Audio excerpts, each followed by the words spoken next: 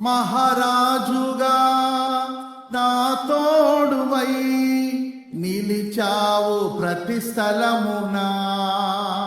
నా భారము నీవు మోయగా సులువాయే నా పయనము. నీ దయచేతనే కలిగిన క్షేమము ఎన్నడు నన్ను వీడదే. నీ సన్నిధిలో పొందిన మేలు తరగని సౌభాగ్యమే. యేసయ్యా యేసయ్యా నీ కృపా చాలయ్యా. యేసయ్యా యేసయ్యా నీ ప్రేమే చాలయ్యా.